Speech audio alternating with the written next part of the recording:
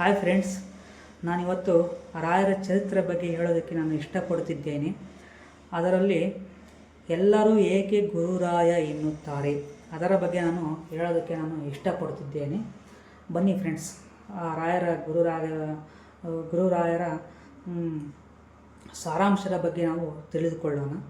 ಈ ಒಂದು ಗುರುರಾಯರ ಬಗ್ಗೆ ತಿಳಿದುಕೊಳ್ಳೋದಕ್ಕಿಂತ ಮುಂಚೆ ಎಲ್ಲರೂ ವಿಡಿಯೋ ಸಬ್ಸ್ಕ್ರೈಬ್ ಆಗಿ, ಲೈಕ್ ಮಾಡಿ ಮತ್ತು ಫಾಲೋ ಮಾಡಿ. ಬನ್ನಿ ಫ್ರೆಂಡ್ಸ್, ಸ್ಟಾರ್ಟ್ ಮಾಡೋಣ.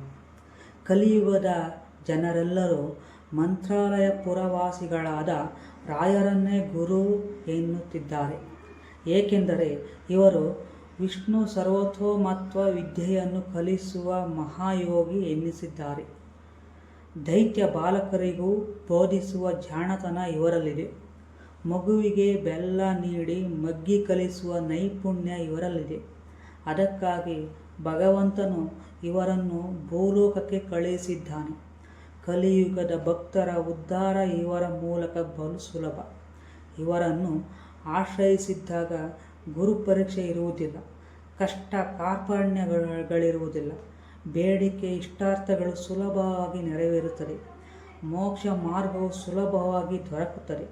ಆದ್ದರಿಂದಲೇ ಕಲಿಯುಗದ ಜನರೆಲ್ಲರೂ ಗುರುರಾಯರ ಬಳಿ ಧಾವಿಸಿ ಬರುತ್ತಾರೆ. ಹಾಗಾಗಿ ಎಲ್ಲರೂ ರಾಯರನ್ನು ಬೇಡಿಕೊಳ್ಳಿ. ಖಂಡಿತ ನಿಮ್ಮ ಕಷ್ಟ ಕಾರ್ಪಣ್ಯಗಳು ಎಲ್ಲ ನಿಮಗೆ ಒಳ್ಳೆಯದಾಗುತ್ತದೆ. ರಾಯರ ಬೇಡಿಕೆ ಖಂಡಿತ ನಿಮಗೆ ಒಳ್ಳೆಯದಾಗೇ ಆಗುತ್ತೆ.